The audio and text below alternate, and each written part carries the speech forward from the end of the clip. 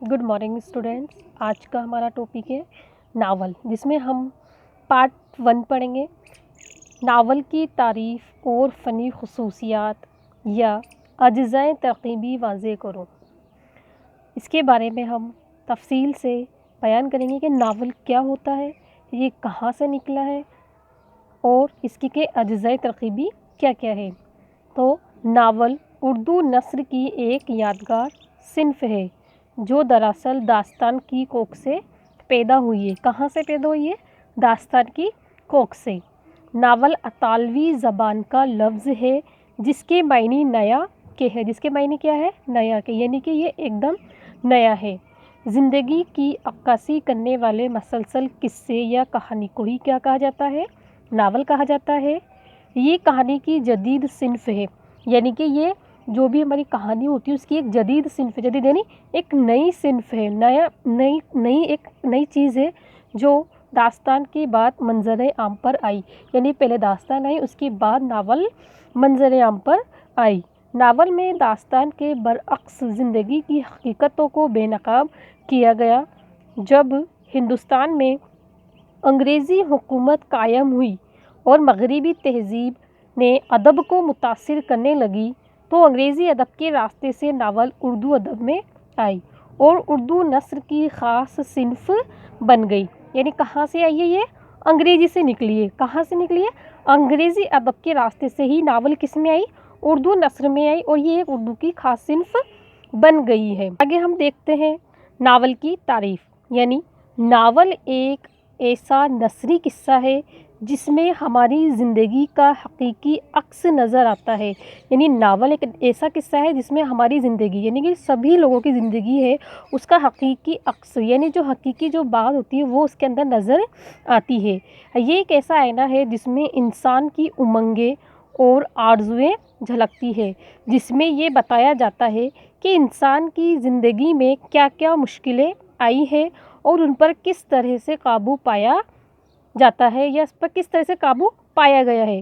गोया नावल तस्वीर कसी का फ़न है। तस्वीर कसी का फ़न है, यानी कि तस्वीर कसी यानी एक पूरी ज़िंदगी को उसके अंदर पेश किया गया है। इंसान की ज़िंदगी से लेकर मौत तक की पूरी बातें उसके अंदर बयान की जाती है।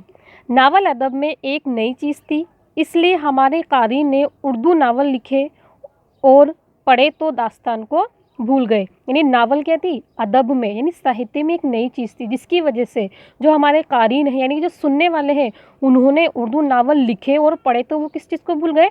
दास्तान को भूल गए। इसके बाद हमारा आता है नावल की फ़नी खसूसियात या अज्ज़ाए तरकीबी। यानी इसके बारे में पढ़ेंगे। अगला सवाल ये है कि अज्ज़ाए तरकीबी क्या है, यानी वो क्या चीज़ है जिनका नावल में पाया जाना ज़रूरी है।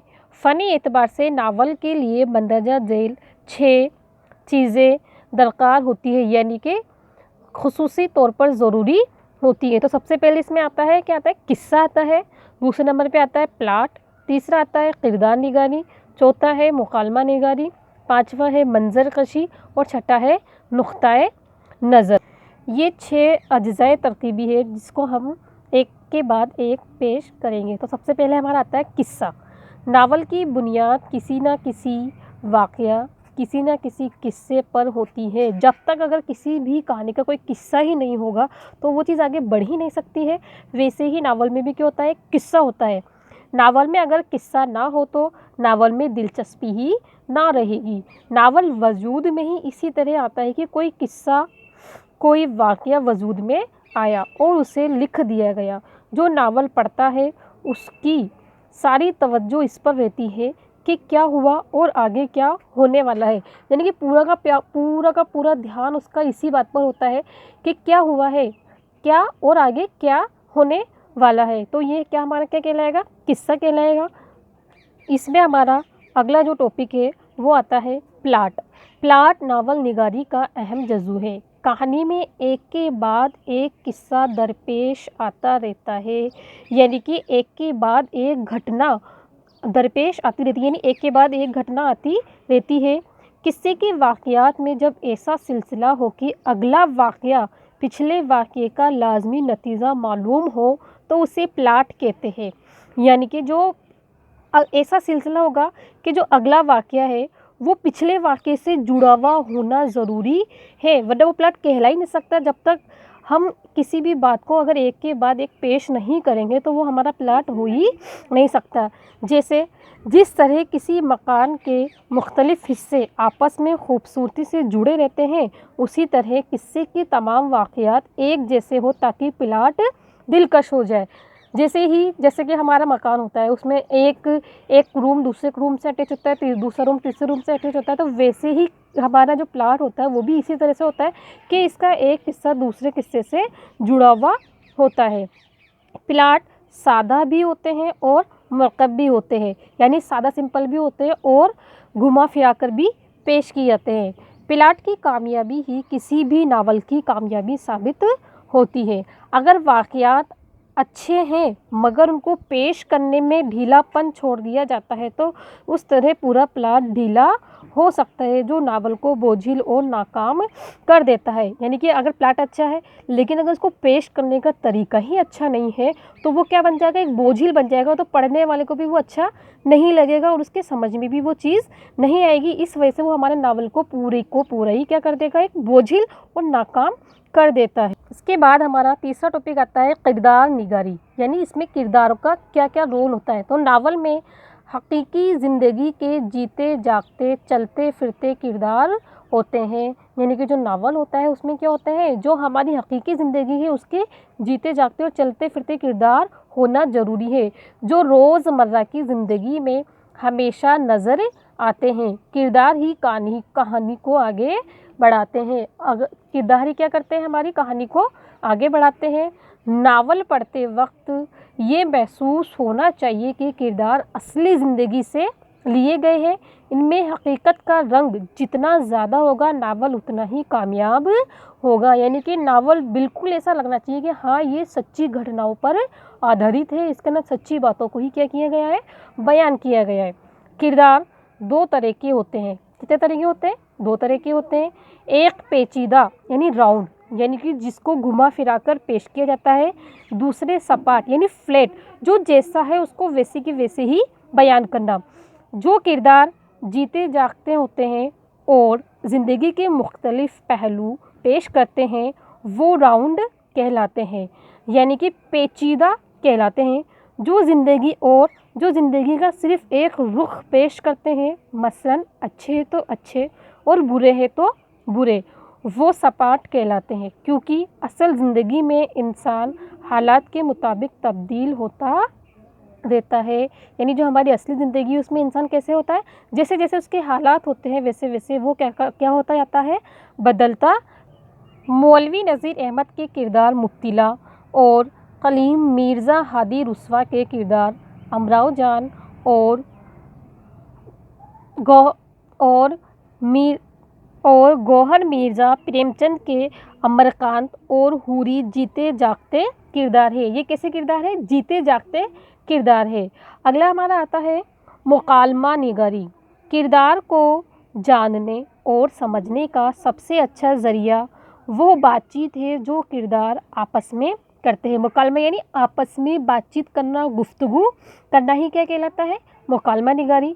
ये गुफ्तगू मुकालमा कहलाती है और नावल का ये चौथा अहम जज़ू है। यानी नावल का ये कौन सा हिस्सा है, चौथा हिस्सा है।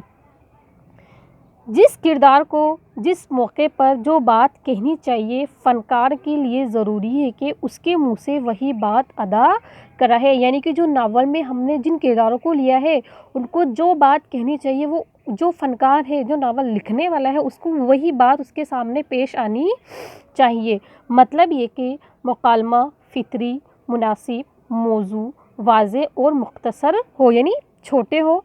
नावल के मुकालमे ही तो है जो किरदारों के जहन से पर्दा हटाते हैं। नावल के जो किरदार होते हैं वही क्या करते हैं, किरदार होते हैं उनके जहन से क्या हटाते हैं, वो पर्दा हटाते हैं।